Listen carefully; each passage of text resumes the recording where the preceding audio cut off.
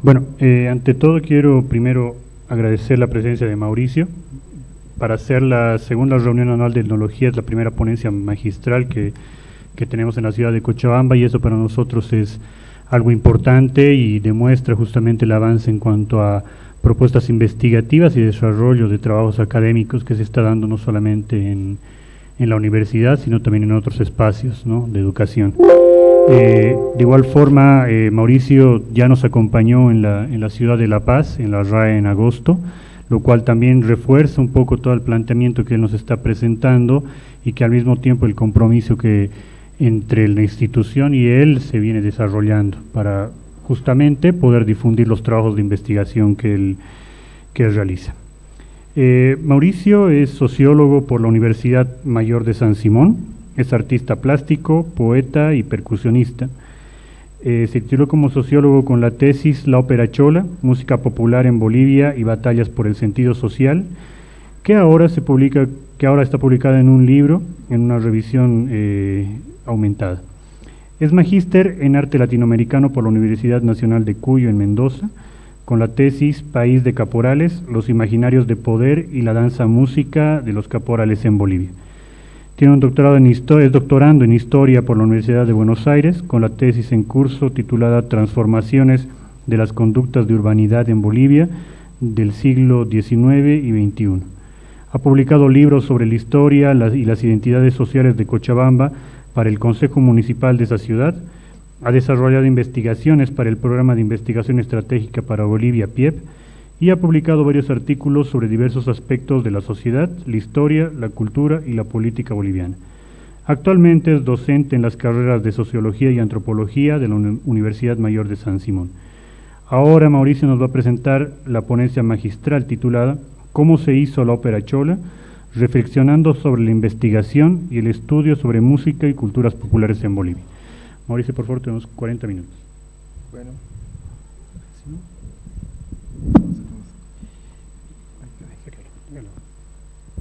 Okay, gracias, Salvador. Un segundito acá.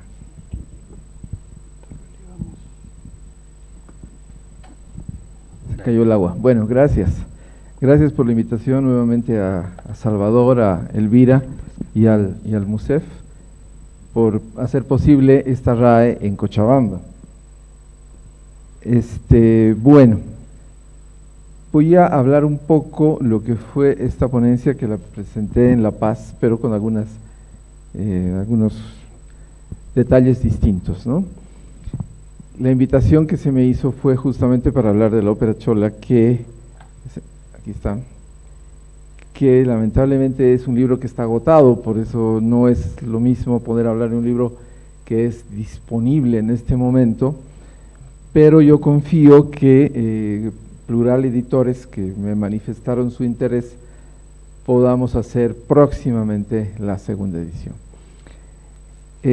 Bueno, voy a empezar a hablar algunos detalles sobre cómo fue hecha fundamentalmente, ¿no?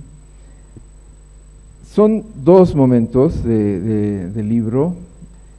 Por un lado está la tesis, como muchos de los que trabajamos en ciencias sociales empezamos con nuestras tesis, y en muchos casos pues estas tesis tienen la posibilidad y también el mínimo de calidad para ser publicadas, ¿no?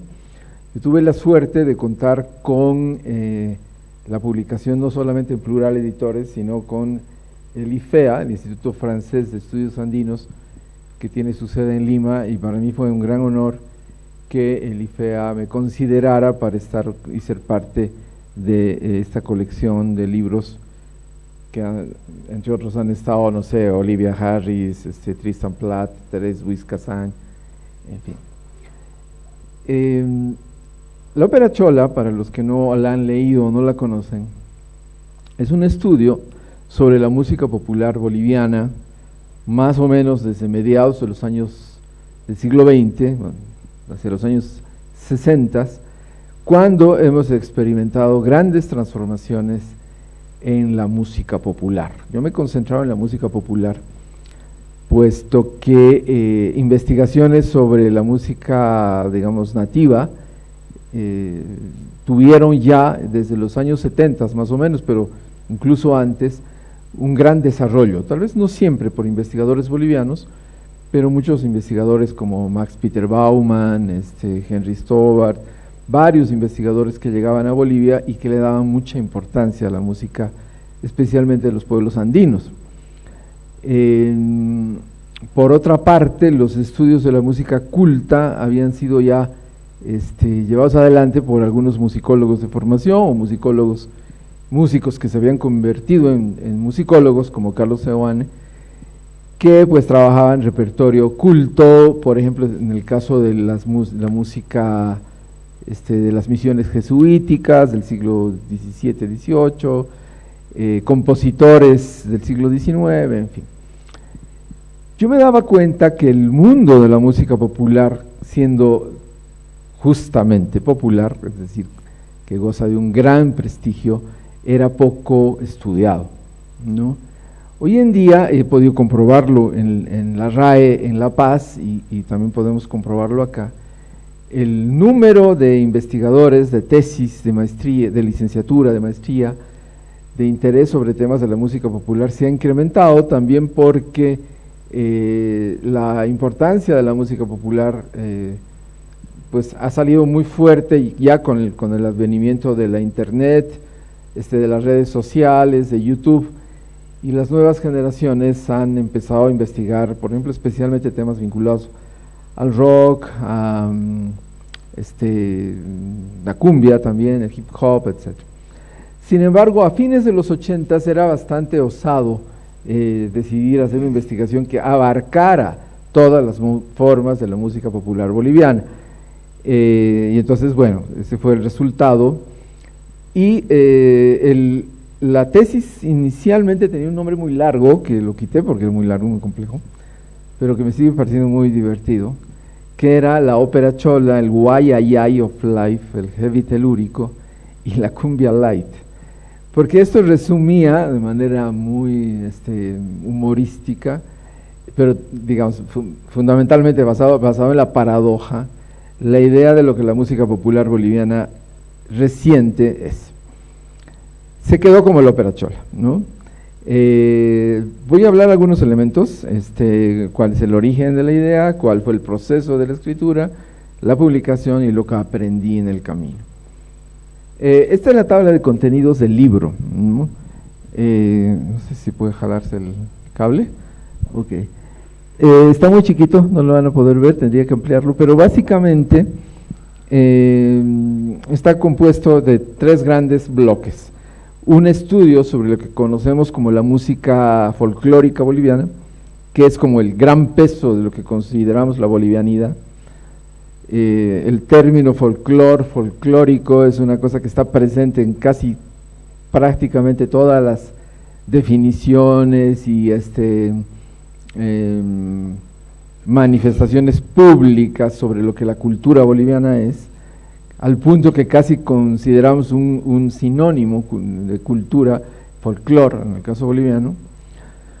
Un otro capítulo que está referido al papel del rock and roll, nueva ola, underground y todas las variaciones que tuvo y que tiene esta gran influencia de la música juvenil norteamericana en América Latina, ¿no? Suelen haber, por ejemplo, en el caso de Argentina, en el caso de México, estudios específicos sobre los rocks locales. En Bolivia lo han hecho algunos autores como Marco Basualdo, por ejemplo, pero a mí me interesaba desde el principio, no hacer una investigación sobre un solo aspecto de la música popular, sino ver las conexiones que entre cada, digamos, lo que yo llamo las macro tendencias de la música popular se habían establecido. Por último, y fue una decisión un poco tardía, la inclusión del rock fue la decisión tardía. Yo decidí hacer un capítulo especial sobre la música tropical boliviana, que básicamente se la conoce como la cumbia, pero evidentemente no es solo cumbia, ¿no? En Bolivia ha han estado de moda formas más o menos tropicalizadas desde comienzos del siglo XX, por la radio, por el cine y los primeros discos, por ejemplo, de influencia cubana, pero en general, a partir de la llegada del mambo, que fue a fines de los años 50, la música que digamos llamamos tropical en Bolivia ha tenido un éxito tan grande, tan avasallador en públicos y en mercados, y en la producción de discos, y en radios, y en fiestas, que no podía yo no dejar de hablar de estas tendencias, ¿no? En el libro, a diferencia de la tesis, hay un postscriptum que lo escribí ya en el siglo XXI, que se refiere a, digamos de una manera un poco más monográfica, a tres aspectos de los derroteros de la música popular en el siglo XXI. Por un lado, el tema del hip hop aymara, que me parecía muy interesante.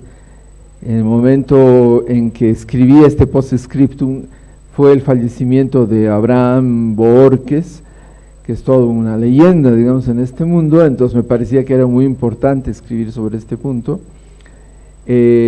También en el momento en que estaba escribiendo este postscriptum, que fue hacia el año 2009, más o menos, 2008, 2009, pues había surgido con la imagen de Aldo Peña y otros músicos esta nueva música Camba, que se llamaba así, nueva canción Camba, nuevo repertorio Camba, que estaba muy vinculado al surgimiento de la nación Camba. Hoy en día también ha quedado un poco en el olvido, pero no deja de ser importante su influencia, además en la política boliviana, de más o menos el año 2004, 2008, esos años. Por último, vi que con la llegada del MAS al gobierno y la creación del Estado plurinacional, en estos primeros años del MAS se había creado un gran incentivo que yo había vivido de niño cuando estaban los militares en los gobiernos, tanto en Bolivia como en Chile, que es donde me tocó vivir, este incentivo a los himnos, ¿no? Los himnos se volvieron cada vez más importantes, volvieron a volverse importantes, y entonces he escrito ahí sobre la importancia que ha tenido los himnos, pero además ciertas políticas clientelares en relación a la música, a partir del Estado. Este postscriptum habla de lo contrario del grueso de la ópera chola. La ópera chola es un análisis de cómo las identidades se han ido articulando en base a la música popular. También la danza, pero la música es un elemento muy, muy, muy clave en la manera en que nos definimos los bolivianos y que hemos constituido nuestra identidad nacional y nuestro sentimiento nacional, aunque a veces también sentimientos regionales, ¿no? Pero en el postscriptum hablaba más bien de un fenómeno distinto que arranca a fines de los años 90, donde se busca más bien una especie de exclusión querida, ¿no? Es decir, nuestra música, mi grupo contra tu grupo y su música, ¿no? Es decir, esta idea más bien, no sé, pues, postfordista, que lo llamo así, un poco segregacionista, ¿no? Entonces, esta dinámica entre la música popular que integra a esta creación que es Bolivia, porque ustedes saben que los estados-nación nunca equivalen a una nación, nunca equivalen a una esencia, ¿no? Por un lado, entonces, esta dinámica entre integración y entre separación, exclusión, exclusividad, es permanente en nuestra historia, ¿no? La ópera chola surgió a fines de los años 80, cuando a momento de decidir mi tesis, yo había pensado que como sociólogo me interesaba investigar algo que a mí me apasionaba, ¿no? El ser exalumno del Instituto Eduardo Laredo, el haber tenido tantos amigos vinculados a la música, el ser músico me hacía que ser un buen tema para estudiar, pero yo recuerdo que en aquellos tiempos muchos amigos me miraban como raro, porque era muy extraño que uno escogiera la música como un tema importante de la música, de la sociología. la sociología en general ha estado siempre muy vinculada a la idea de que no, nosotros tenemos que estudiar las cosas importantes, ¿no? Movimientos sociales, conflictos políticos, en una mezcla entre la economía, que no éramos como los hijos opas, ¿no? De la facultad de economía donde estábamos, y la que luego surgió la ciencia política, porque en ese momento muchos sociólogos, profesores y compañeros más arriba míos terminaron siendo politólogos, como Fernando Mayorga, Marité Segada. Entonces, en ese interín, y también, claro, ver movimientos sociales, ¿no? Estudiar algo como la música resultaba ser un tema como, pues, de segunda.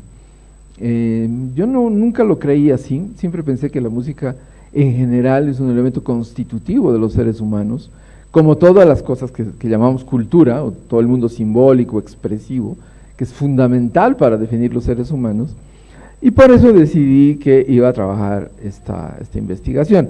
En el camino hubieron docentes y amigos que fueron importantes para la decisión, por ejemplo, Roberto Lacerna, que era mi profesor de formación social boliviana, o formación regional, me parece, que él me dijo que me animara a hacer un gran mapeo sobre toda la música popular para entender las identidades.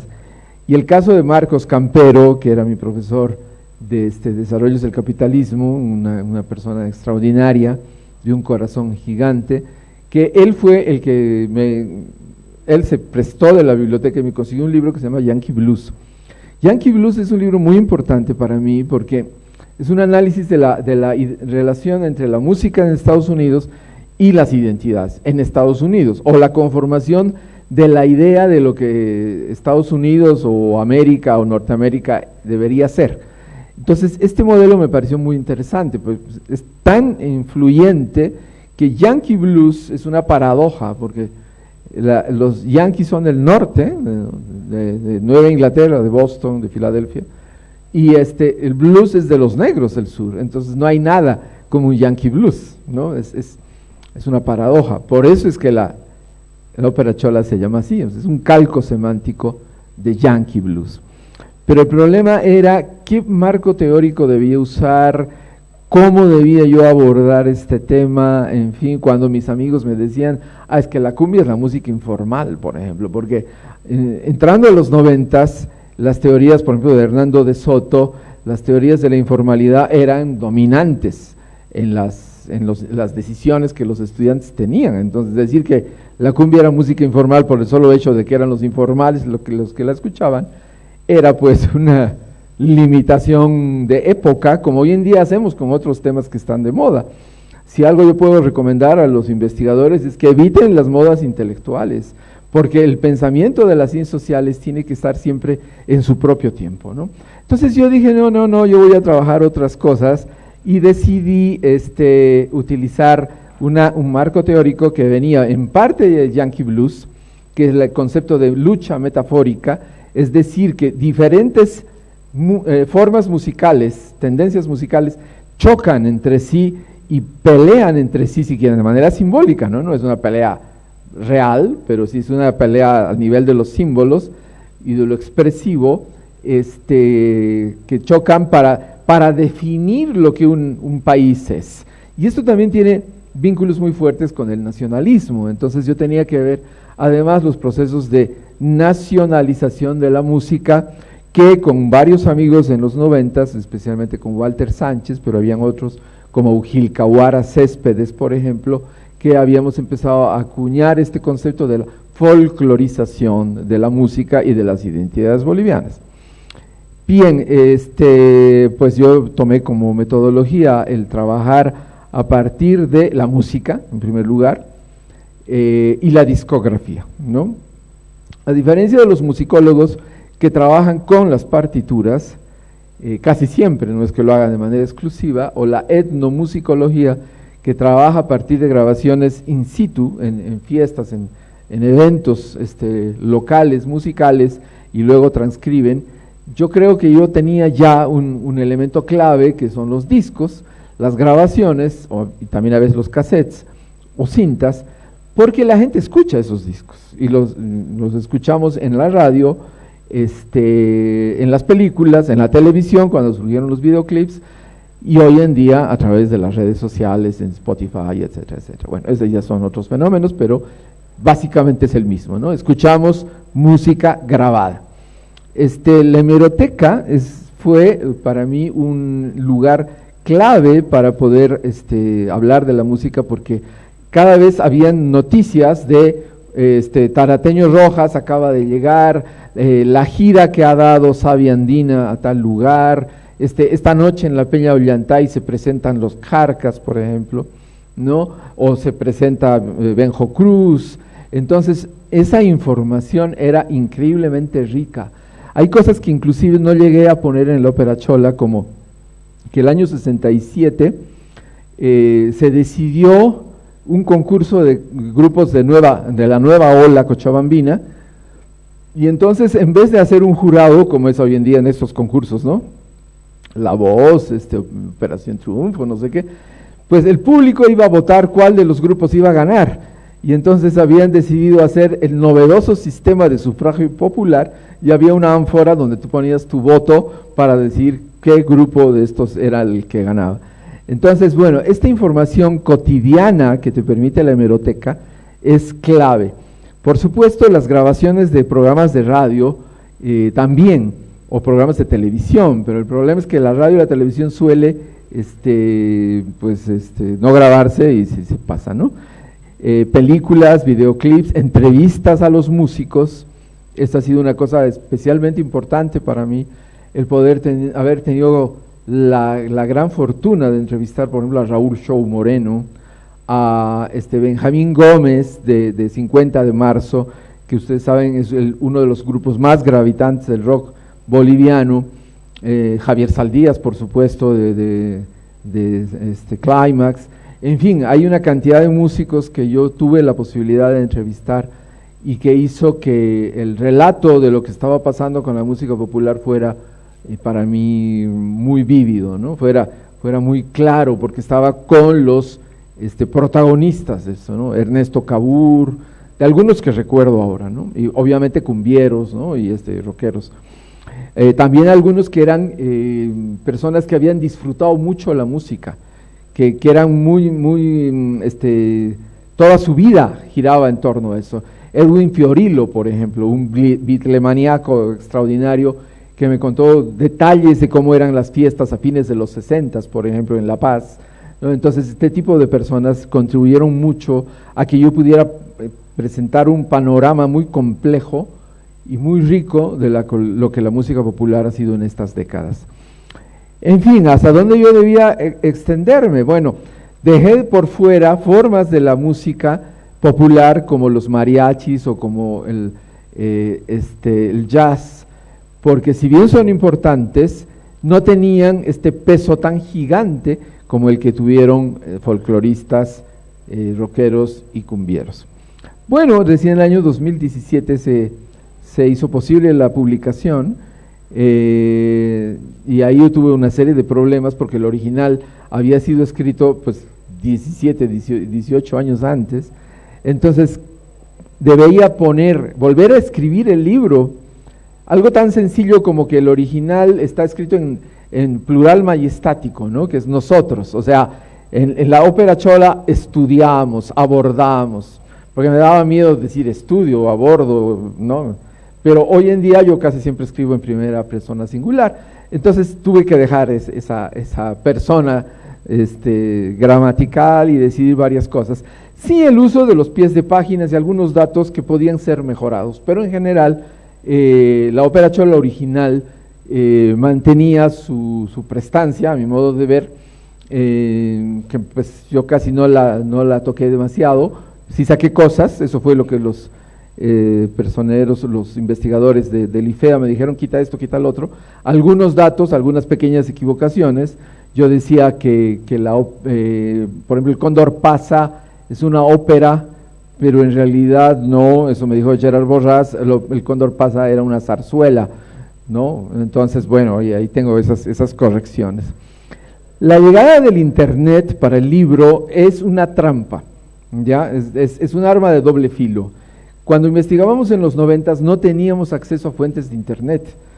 Hoy en día pones, y la canción está en YouTube, y en Facebook alguien ha puesto una biografía de tal músico.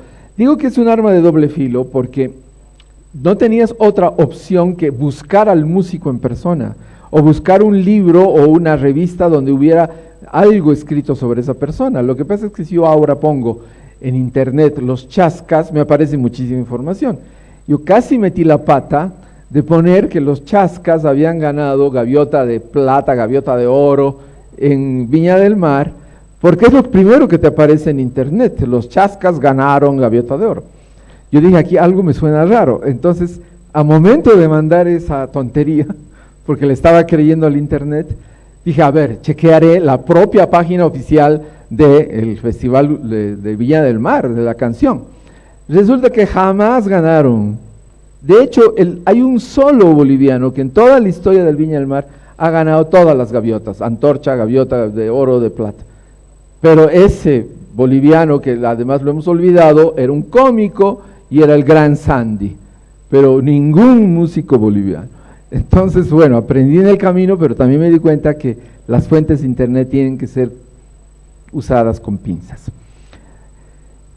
Digamos que una de las cosas que más me gustó a mí trabajar ya para la edición del libro fue la parte visual, ¿no? El incluir, el libro iba a tener música incluida, pero esto es problemático, puesto que un amigo productor de discográfico, Javier Tenenbaum de Buenos Aires, Los Años Luz se llama su disquera, me dijo, es que tú tienes que tener los masters. Y entonces, ¿qué cuernos hacía yo para conseguir los masters de Discolandia, de Eriva, de Discos Campo, donde habían grabado? Por ejemplo, en Campo grabó Sabia Nueva, en Campo grabó Benjo Cruz, en fin. Eriva está el Inca de Huara, bueno, en fin, es una cantidad de música. Discolandia. Entonces dije, además cuando vas a Discolandia o vas a Lauro, te dicen, no, ya no tenemos la matriz porque se ha quemado, ¿no? Las discográficas tienen esa historia permanente, y luego sacan, me dices, ¿cómo que se quemó? Es que es como que cuidan las matrices o no las cuidan, ahí hay todo un mundo que, por ejemplo, yo no investigaba a profundidad. La historia exclusiva de las disqueras bolivianas merece otras investigaciones, pero yo tuve que decir bastante sobre estos grandes productores de discos que, claro, sin ellos no hubiera sido posible la música popular boliviana. Sin Lauro no hubieran sido posibles los Carcas, pero tampoco Luzmila Carpio, ¿no? Que a nombre de la música norpotosina vive en París y le va muy bien, pero ella fue, digamos, descubierta o lanzada al éxito por el Festival el Festival Lauro de la canción, creo que el año 70 o 71. Entonces, los grandes editores discográficos tienen una importancia clave. Entonces, bueno, me di cuenta que la visualidad incluida en la música popular tenía también mucho que decir, ¿no? La manera en que se hacían los ¿cómo se llaman? Las tapas de los discos. Salva, tú que puedes ver, me lo bajas esto y me abres uno que dice imágenes, porfa. O sea, sales del PowerPoint y entras a mi carpeta. Que se me ha caído ¿qué dice imágenes? Bueno, entonces voy a mostrarles las imágenes un poco más grandes. No todas están en el libro, pero más o menos grafican lo que pasa, ¿no? Gracias, ahora sí. De hecho, yo escogí para la tapa esta imagen que yo tomé en el carnaval de Jaihuayco el año 2007 y que para mí representaba muy bien este mundo bastante especial de la música popular. Estos, por ejemplo, son las tapas de los discos de Alfredo Domínguez. Esta es la parte interna con un dibujo de Escher de El Gusano Mecánico, probablemente el disco más impresionante del rock boliviano. Estos son Los Caminantes con el compadre Palenque y ¿cómo se llama? Pepe Murillo. Este fue el primer dúo que hicieron Gerardo, uy, está pasándose solo. Gerardo, es que está con timing, ¿no? Gerardo, ahí sí, tenemos que volver. Ok. Gerardo, ¿cómo se llama? Gerardo Arias y mi querido amigo Eddie Navía, ¿no? Un gran charanguista. Es muy difícil, porque además no era la idea de esta charla que yo hable todo el contenido de la Ópera Chola, ¿no? Yo estoy hablando más bien de los backstage, ¿no? de lo que hice para lograrlo. Pero, por ejemplo, el caso de Eddie Navía es especial. También lo fue en Ernesto Cabur, pero digamos que son dos de los más importantes charanguistas porque decidieron hacer esta idea. El charango ya deja de ser un instrumento de las fiestas de cholitos e indios, ¿no? Y de chicherías y de fiestas digamos, populares, pero en el sentido despectivo de la palabra, ¿no? Del mundo cotidiano que no es lo más importante. Ernesto Cabur ya decidió con los Jairas a mediados de los 60s que la música folclórica boliviana tenía que ser para ser escuchada, ya no bailada, ¿no? Ya no tenía que estar en este mundo de chicherías y fiestas y tuncus y bailongos o lo que fuera. Entonces, quien lleva esto a un paso más adelante es Eddie Navía, ¿no? Por eso es que Sabia Andina decide vestir el folclore de etiqueta, como decían en aquellos años. De hecho lo hacían, se ponían smoking, y yo creo que uno de los días más importantes fue un día del año 76, que no recuerdo cuál, cuando a instancias de Julio Iglesias, este cuarteto, que estaban Eddie Navía, Gerardo Arias, el querido Gato Mejía y Oscar Castro, ¿no? Se presentaron en el Olimpia de París. Era como que Bolivia estaba diciendo, wow, ahora nuestro folclore realmente triunfa en el mundo, porque detrás de todo lo que he podido yo decir en la ópera chola, está esta especie de acomplejamiento de los bolivianos, ¿no? De que siempre estamos venidos a menos y que buscamos unos emblemas de identidad para que las otras naciones nos aplaudan, típico de los nacionalismos. Todos los nacionalismos quieren demostrar que mi nación, mi país es mejor que todos, y por eso es que los argentinos se sienten tan felices con ganar 3 copas, o brasileños, o lo que sea, y los bolivianos, claro, con nuestros charangos en el Olimpia, ¿no? Pero eso no quiere decir que lo que hayan hecho los Sabia Andina sea una tontería. O sea, realmente su nivel musical es extraordinario. Bueno, acá están los Carcas, este es el disco donde está Llorando se fue, Zulma Yugar, vestida de ñusta, una ñusta totalmente inventada, hacia el año 67, este es el Extended Play de 50 de marzo, que salió el 74, 73, no me acuerdo ahora las fechas, las tengo por ahí, y acá ellos sí, yo digo que en el rock se abrieron como 2 caminos, uno que era el que abría 50 de marzo, que era como muy reflexivo y muy hacia el lado del contenido, ¿no? De los mensajes, y por otro lado el que abrió Climax, que era más hacia el virtuosismo instrumental. Por supuesto el rock ha tenido sus caminos, que también los debatí, y como ya falta muy poco, entonces hablaré simplemente de algo que no he hablado mucho, y que está, bueno, aquí está Guara, que está en la ópera chola, y que son estos grupos de la cumbia. Yo llamo en la ópera chola la anti-Bolivia, porque una nación que se constituye a partir de lo andino, trascendental, lo folclórico, lo indígena y todas estas cosas que venían ya del 52, pero venían de los indigenistas de comienzos de siglo, por eso esta zarzuela, el Condor Pasa de Alomía Robles en el Perú, porque además no es exclusivamente boliviano, sino estos indigenismos eran en todo el mundo andino, ¿no? La esencia de la nación está en el indio. Aparecen los cumbieros volteando el tablero, porque resulta que aquellos indios querían escuchar a los brothers, a los clímax cumbieros, no los clímax rockeros, y obviamente a los Ronich de Cochabamba, los Tigres de Cochabamba y los Marollos de Cochabamba. Iberia, digamos, esos son los grandes grupos, ¿no?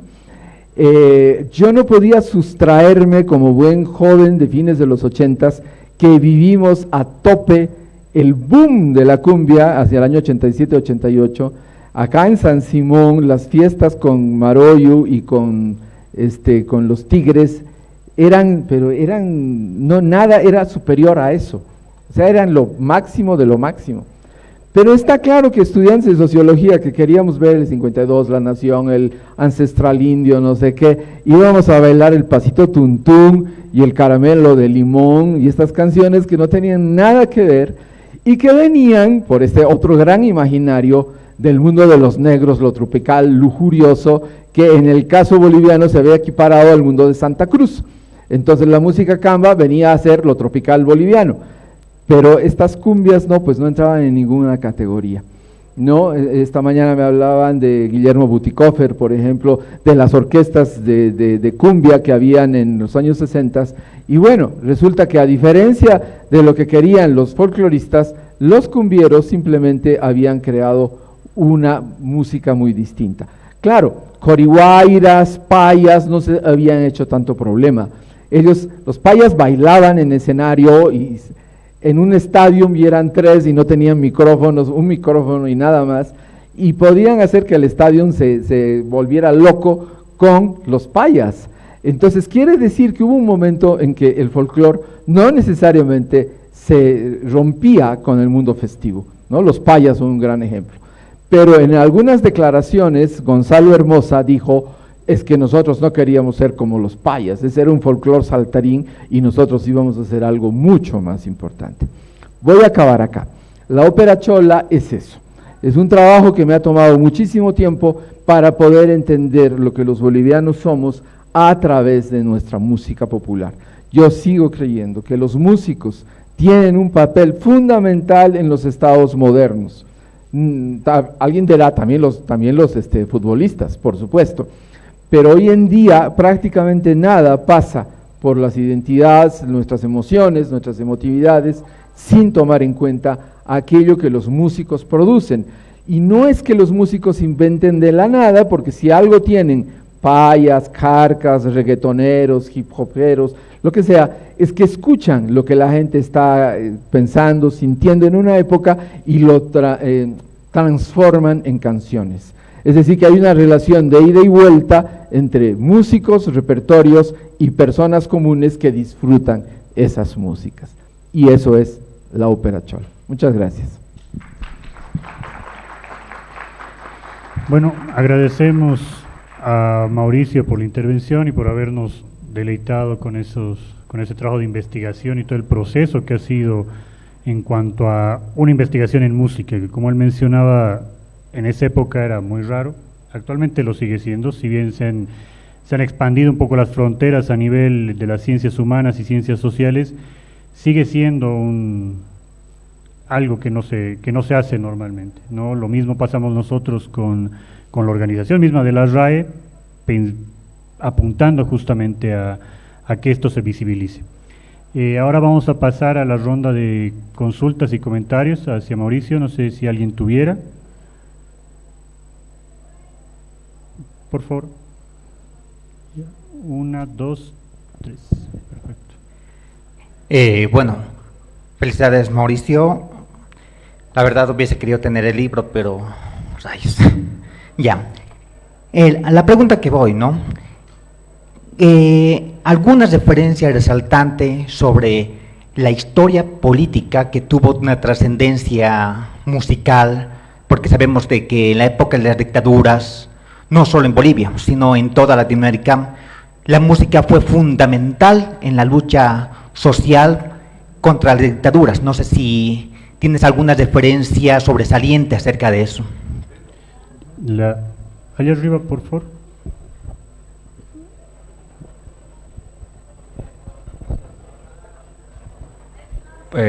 Hola, buenas tardes. Mauri, yo quería preguntarte si el día de hoy tú aún consideras a la música popular en los términos que considerabas la vez que has finalizado la investigación. Si es lo mismo, ¿no? Si abarcan los mismos géneros. Y aquí una más, por favor.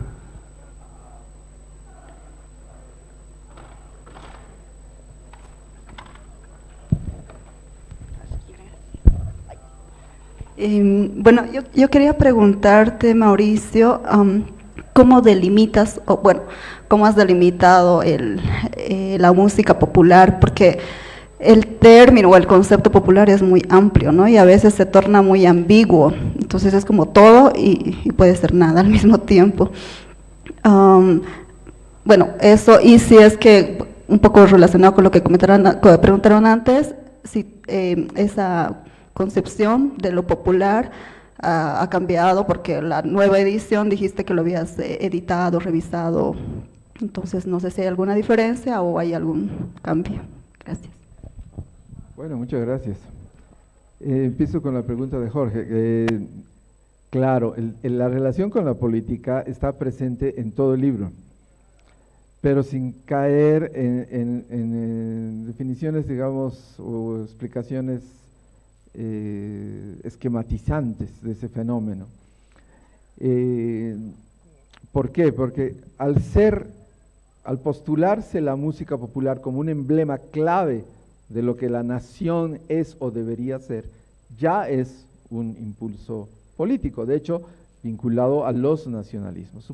Supongamos que nunca hubiéramos pasado por el tamiz nacionalista, que cosa que puede ocurrir, ¿no? Piensen ustedes que en el siglo XIX, por ejemplo, muchas regiones de América Latina y de Bolivia, pues lo último que se les ocurría era pertenecer a una nación, en el siglo XVIII. De hecho, no había Bolivia, ¿no? Entonces, no es que la nación o el Estado-nación sea un hecho de la naturaleza.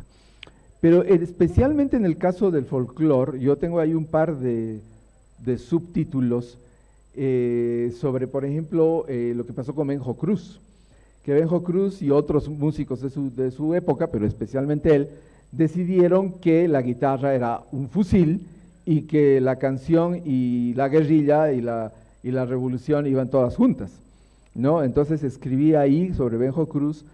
De hecho, recuerdo mucho que mi gran amigo y ex profesor, admirado amigo y profesor Gustavo Rodríguez, andaba detrás de mí porque yo tengo todavía una grabación de la entrevista que le hice a la mamá de Benjo Cruz. Entonces el relato personal de ella sobre su hijo fue increíblemente importante para mí.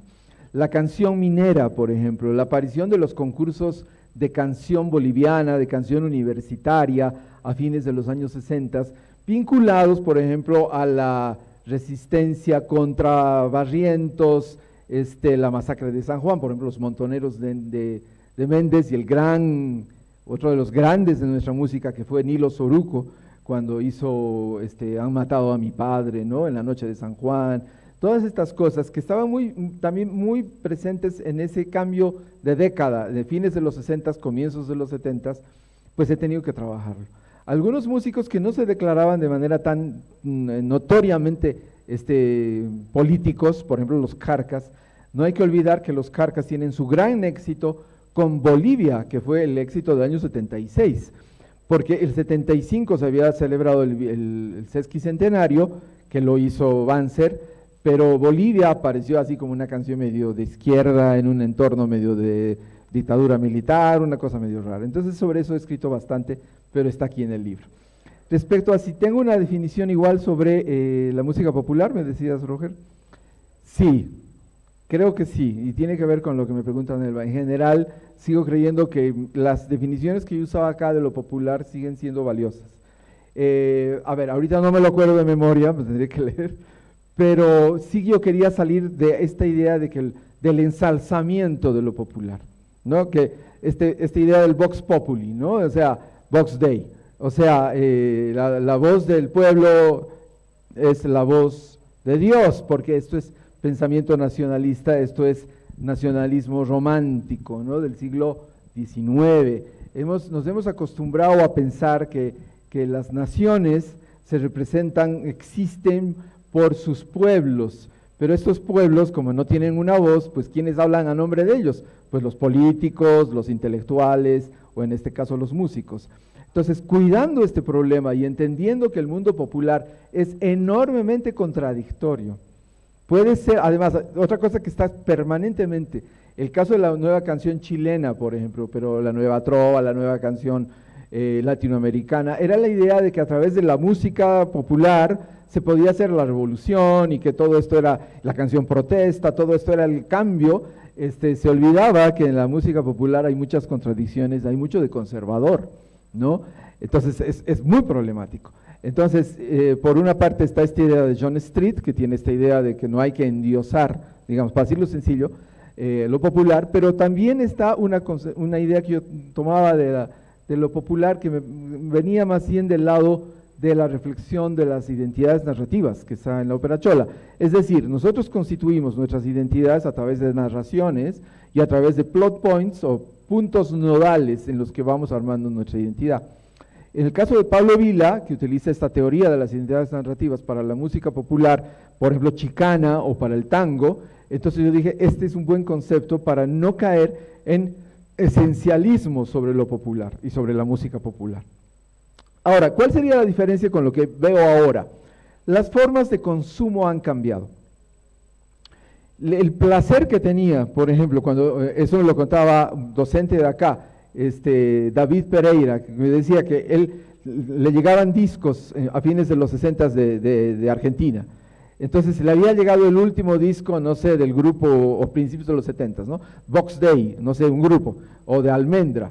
Entonces todos los amigos iban volando a la casa, al living, y todos se reunían para escuchar ese disco, cosa que también he hecho yo en los años 80 con mi querido amigo Igor Quiroga, porque Fernando Mayorga le mandaba discos de México a Coco Mayorga, el Igor se los prestaba y pues nosotros nos grabábamos los discos, escuchábamos.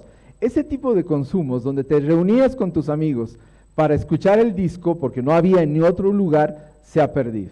Se puede reproducir, pero hemos pasado a formas de consumo además muy livianas, porque tú escuchas en Spotify o en tu playlist o en YouTube, en tu celular, con audífonos, pero no como esto que implicaba todos callados, todos con el tocadiscos. Es decir, que algo comunitario se ha perdido, ¿no? Pero en fin, en todo caso, estas transformaciones de los consumos musicales, yo no las he investigado a fondo y creo que merecen otras investigaciones. Y creo que también he respondido a la pregunta de Nelva. Bueno, agradecemos a Mauricio por su intervención. Por favor, un fuerte aplauso para despedirlo.